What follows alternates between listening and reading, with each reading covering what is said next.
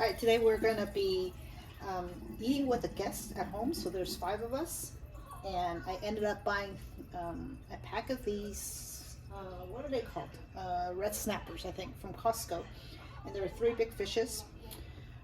So usually I have to wait for a guest to come because it's too much for us to eat all at once.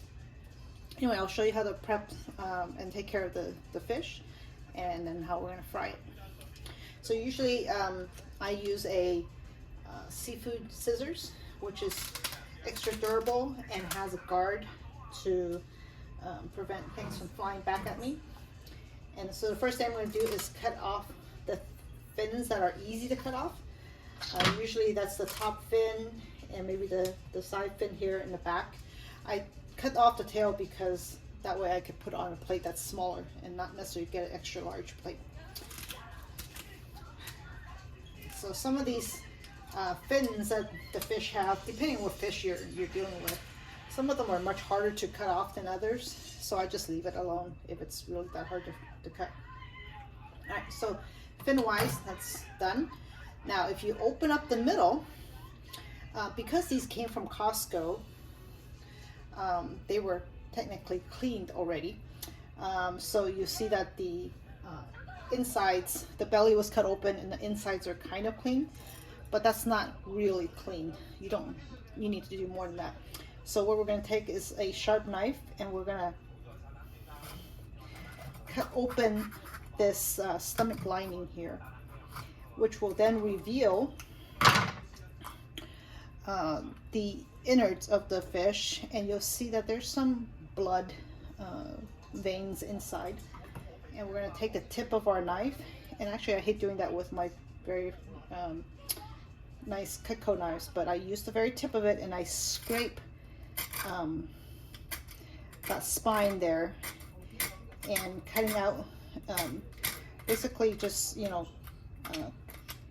making it cut into that vine or that bloodline. And if you then rinse it, you'll get that area cleaner. Okay, now I usually don't eat I usually fry my fish without the head because I could save the head for some fish broth. So this is how I take care of the head.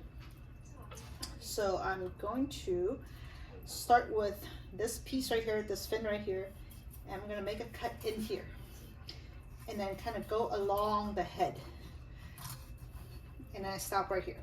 I stop when I get to you'll kind of get some resistance here because that's where the main bone of the main spine of the fish is. You stop there, and I'll turn the other side and I'll do the same. Now normally this is a good piece, this little chunk of meat here is pretty good, but I use it for my broth and things like that. But if you cook it whole, then you could eat that piece, a nice piece. All right. So then I make this nice cut here. One way is to just, put in a butcher knife and snap the neck. Or the other way is literally just to use a little bit of force and cut it like that. See how easy that was? All right, so the neck or the head area, I'm just gonna clean up a little bit of that blood. And these 3 heads will make a nice broth that I could either do some kind of noodles with, or I don't know what I'm going to do with it yet, but for another meal some other time. Okay, so you see that I've got 2 heads already in there. And actually if you wanted to wait till now to clean the insides, that would work as well. Okay, so I'm going to open it up a little bit and double check that the insides are as clean as I could get it to be. And any kind of bloody spot places, use your fingers or use the tip of your knife to kind of loosen it and then rinse it under water, and usually it'll come out.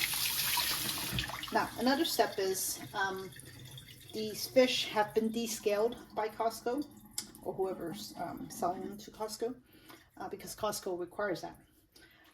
But sometimes they're just rushing through and just kind of taking care of the main belly part. So when you're done, when you're right here at this point, you should go around and feel the whole skin of the fish and make sure there's no more scales kind of left behind.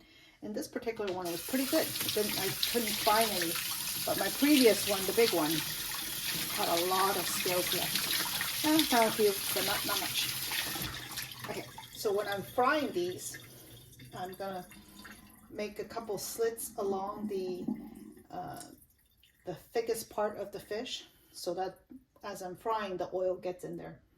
So I'm gonna kind of go perpendicular to where the edge of my fish.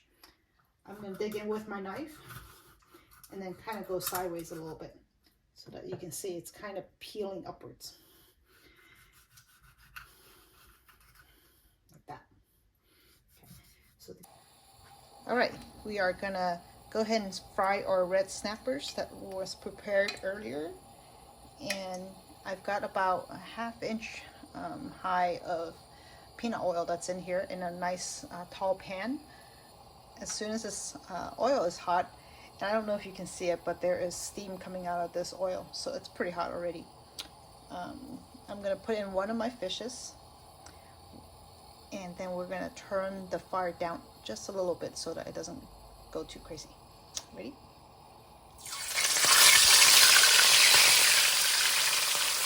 Alright, while that's going, I'm not gonna move it. When we prep the fish, I salted both sides, and make sure you salt the inside of the fish as well. And you'll notice that I have something else on here, which is ginger powder. It helps to alleviate the fishiness of fish, or the fishy smell of fish, I guess. And then on top, I have a little bit of cornstarch. That just helps it to not stick to the pan. Alright, so the exhaust fan is on. I gotta talk a little louder. And I put in the second fish along with the first, and I'm ready to turn. You'll see that on the edge, it's starting to become golden and crispy. So you know that's pretty ready on the other side to flip. So I'm gonna go ahead and do that. So double check. Yep, it is very crispy looking, which is great. And I'll keep frying the other side. Alright, so I'm down to my last fish, and this was the biggest one. It was almost twice as big. And so when you've got a thick fish like this, you need to make sure that the inside is actually going to be cooked all the way. So I'm actually moving the oil around. As you can see, I'm moving my pan around, hopefully very carefully, so that some of this oil will go into its belly and cook that part as well. And whenever you're flipping fish, be very careful, especially with hot oil. Just go slow and, sure-handed. Don't rush through this process. I'm just gonna do the most basic thing, which is put a little bit of soy sauce on top and leave a little bit on the outskirts so that people can dip if they wanted to. And then that's it.